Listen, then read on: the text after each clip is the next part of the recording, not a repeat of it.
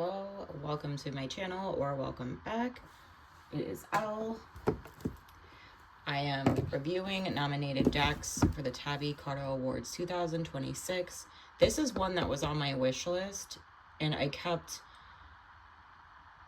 hesitating, and I can't remember exactly the reason, but the last time I did a flip through of it, which was actually prior to me seeing it as a nominated deck, I decided to put it back on the wish list and order it soon, and then I saw it was nominated and I went ahead and pulled the trigger, you know, so to speak. Sorry, I'm trying to get the plastic open. It's a two-piece box while I'm struggling. I don't know how to pronounce their last name. Sam Gway, maybe? Gway. I could be totally off base. Sam Gway created the lushly illustrated Blood Moon Tarot as a home for their life stories and personal mythologies. The deck welcomes those whose hearts, minds, and experiences draw them to weave their own tarot journey with the threads of imagination. Major Arcana presents a series of enchanting dreamlike visions that guide you as you navigate the emotional landscapes within. The Minor Arcana presents 4 unique suits: dreams, songs, skins, and honey. Okay, so I don't know which is which yet, but I know the guidebook will say. And I know that because they wouldn't nominate a deck that wouldn't provide that information. So, as I said before, it's a 2-piece box. It's pretty matte except for the front here. As you can see, it has a gloss. I really struggle with 2-piece boxes. They're not my favorite. I tried to not say it the last few videos I did. But I'm saying it. Okay, the one redeeming factor for 2-piece boxes to me is this guy here, and I'm actually going to be gluing a ribbon in a couple of mine that don't have it. This is a hard cover book. Okay. This is like a book. Wow, this is really nice. Acknowledgements, contents. This is really beautiful. My setup has it so I can't show this very well. I don't really want to move stuff too much. You know what though? I probably should. Here, let me just zoom out. Let's try that. Wow, this book's really nice. I'm not a huge guidebook person unless a deck deviates from the norms. Like in this case, the Minor Arcana. Like, what are the dreams? You know, things like that. Then, yeah, like, I expect there to be some detail in the guidebook. This is really beautiful. Wow. I said that's so strange. All right, so dreams are your swords. That makes sense. Air and thought. Okay. Air, thought, swords. I don't want to see too many of the cards yet.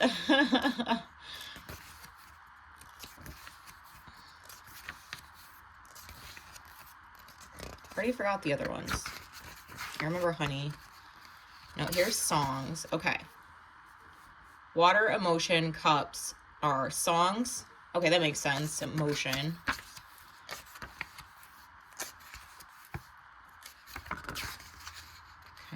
Scale. Okay, fire, will, and wands are skins. I'm gonna try it. I'm like trying to put an image in my head to remember. Sorry if there's like smoke coming over to this side. I actually have, I don't know what you call them, smudge bomb going. I got these from Four Lunas Botanica. You can find them online. They're like everywhere. Facebook, they have a website, Instagram, all that, TikTok. So honey must be our pentacles. Yep, earth, manifestation, pentacles, honey. That's cute. Man. So I really want to like go deeper into this more than I usually do with reviews. The element, I'm not going to read, read the whole thing. The element of earth symbolizes our labors, lush abundance, and manifestation. The sun pours golden light down onto the earth, plants photosynthesize and bloom, and bees diligently collect pollen and nectar to create honey. Okay, there's where the honey's coming from. A nourishing representation of that sunlight. So I was just going to read that piece. But this is a really beautiful book. I just got The Forager's Daughter. I've been eyeing it for a couple of years. And that's another example of like a really well done guidebook that I actually do read. It's very rare that I do read the guidebooks. But this one I can actually see myself reading. And if you've watched my videos before, you know that the cards I'm going to look for in the majors are the High Priestess and the Star. Wow, this is really nice. All right, I don't want to break this. I don't know where I put my knife, so I'm using scissors.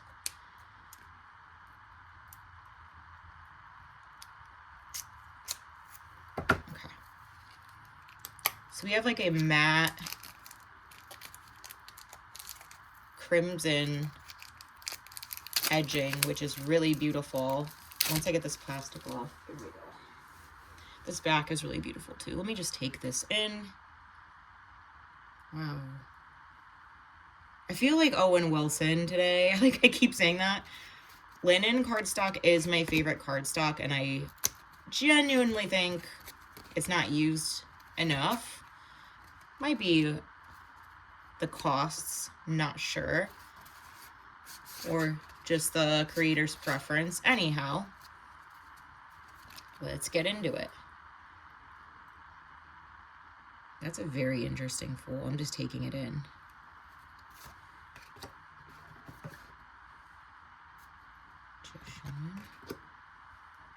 Oh, I love this. I love this so much. Let me see what's down here. I'm trying to, and just to get another like example from the guidebook. Now I can't get the guidebook out. Oh, Lordy. Let's see if it describes the symbolism in this card.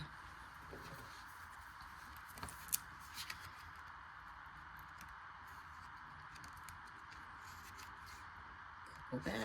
Here we go. The High Priestess. Intuition, the unknown, secrets.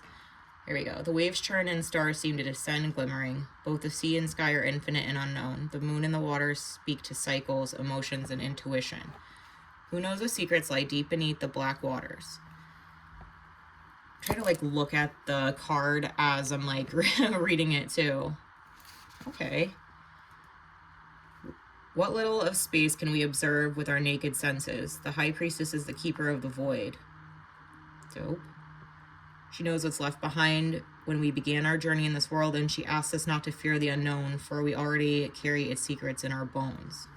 So yes, they do tap into the images. I often use a pomegranate as a symbol in my work. In this piece, it refers to the myth of Persephone, who was able to travel between the world of the living and the world of the dead. A power or curse granted to her by consuming the seeds of a pomegranate. See, I didn't know that about Persephone. I didn't know it was after consuming seeds of a pomegranate. The veil represents not only secrets and hidden worlds, but the spirit of the High Priestess, which expands into the sky above and blends into the waves below. Okay, so awesome that they explain why the cards are depicted the way they are. I'm going to zoom in a little bit. That's really beautiful. That is so interesting. Wow. That's a pretty lover's card. That is beautiful. Ooh, what do we have going on here? It's split. Oh, he's splitting it. Ah, okay.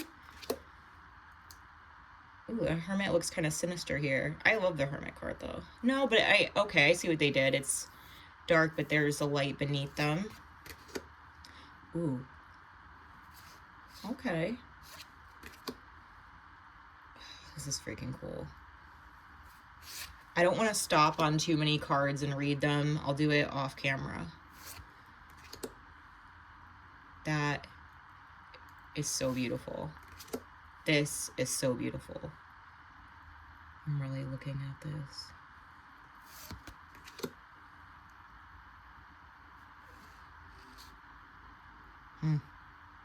That's a really interesting depiction of this. Oh.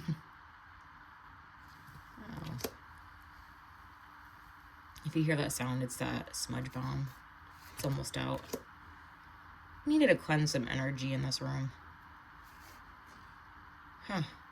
Oh, I love like how it's like ascending into the lunar cycles there. Interesting. And there we have honey again too.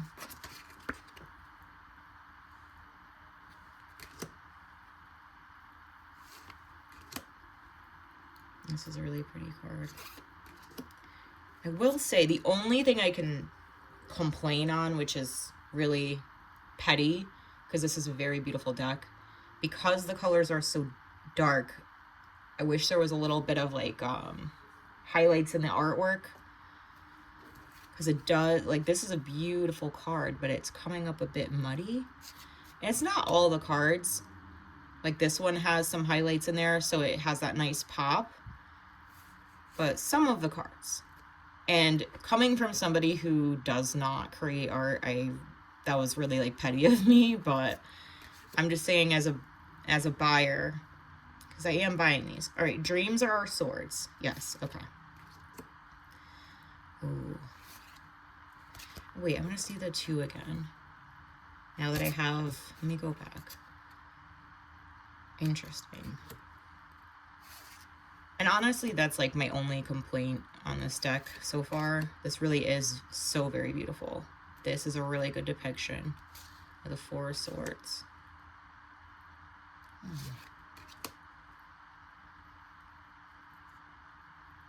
Oh, and he's like carrying her away. Okay, got it.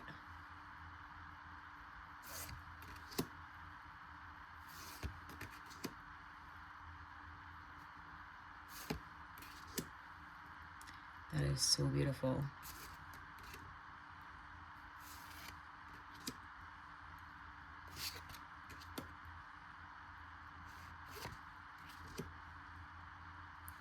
I like all of this.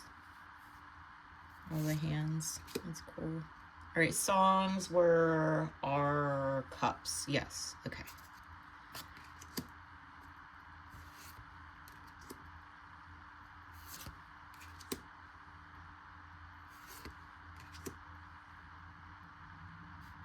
That's an interesting card. This is beautiful.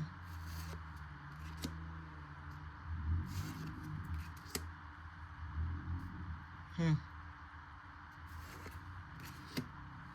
beautiful.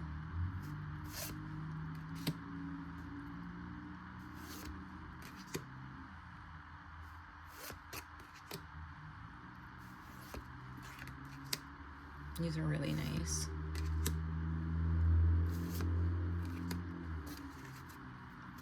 Okay, what did I say skins were? Wands, okay.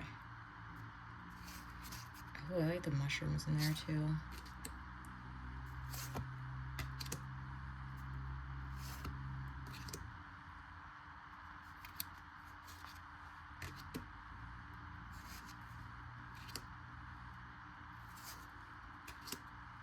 I will say, if you haven't noticed so far, there's a lot of people that are, I mean, I can't really say whether they're gay or not. Like, this is very LGBTQ positive. This is very, yeah, and there's a lot of people that are, what's the word? Androgynous, which is nice too. I was actually upset last year when Supernova Tarot wasn't one of the nominees. And that one had a whole mix of people too. It was very inclusive. There's the word I'm looking for. This is a very inclusive deck, is what I was trying to say. I was very long-winded about it. And Supernova Tarot is like in my top 10 favorite decks ever. And I have a lot of decks.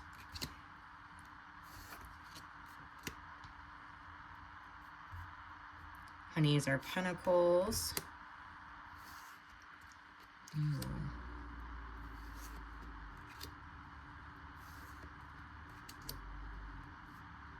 Interesting.